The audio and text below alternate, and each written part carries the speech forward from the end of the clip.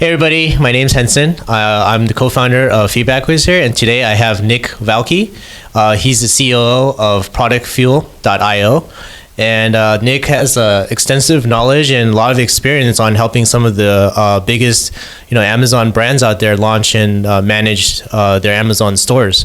So I wanted to ask Nick a few questions today regarding product launches, since it's a very popular topic, and as of today, April 27th, there's a lot of different strategies and things change all the time in Amazon. So one is just to know what's, some of the tips or top three things you would say for a seller when they launch a product, they should, focus their attention to. I would say the most important thing for new Amazon sellers to understand is the necessity of optimizing their images. It's really important to have your unique selling propositions very easily accessible by any customers that'll come to your listing.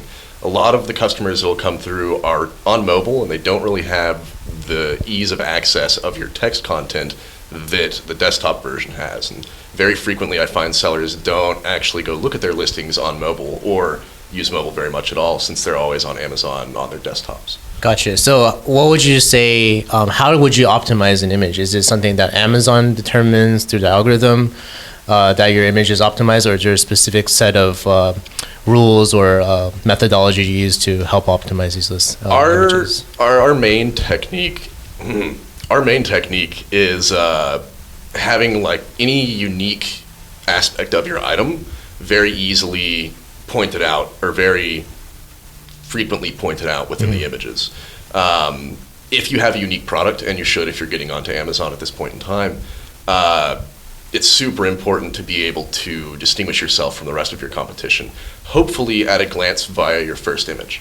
Sometimes that's not possible because of Amazon's regulations with the main image. Okay. And then as far as Amazon's algorithm goes, the only thing that you can do to optimize images in that regard is trim any white space around your product for the main image. It makes it show up larger in mobile, and Amazon's algorithm automatically removes white space anyway, but sometimes it doesn't do it as efficiently as you can just through Photoshop with trim. Gotcha. That's great. So images is really important. What else would you say, sellers need to focus their attention on, especially with a new product? Another thing that we see pretty often with people that come to us who are already selling on Amazon is a lack of an optimized keyword set, mainly in their title. So we'll see a title that's very sensical. If you read it, it makes sense. It describes what the product does and seemingly its benefits. But if you go look at the keywords that are used in the title, they're not actually highly searched. So you have to kind of find a way to work the proper keywords into your title and elsewhere so that you'll index easier for them right off the bat. And you're not spinning your tires, wasting time, waiting for something like a review to get posted that'll help you index for those keywords that you'll actually end up getting traffic for. So knowing the traffic of your keywords and which ones you want to target.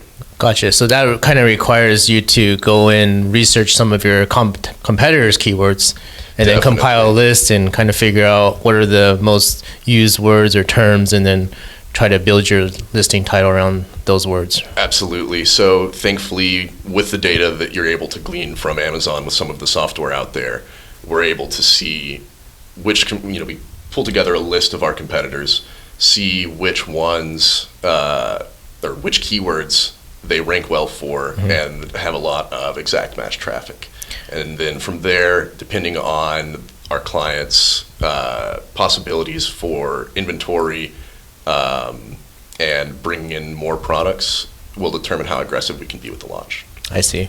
And since we're talking about keywords, I guess the other question is, a lot of people, when they first launch a product, they're not going to get that ranking right away, so they might jump into doing some PPC, right? Would you say you want to use those same keywords to target for PPC, or do you have maybe a different strategy on how to not spend too much money all at once, or go for long tail keywords? Or so it depends on your niche and how high traffic the keywords are. If you're able to do a launch for your main keyword, so to say, then you don't need to do a lot of pay-per-click for that listing on those keywords.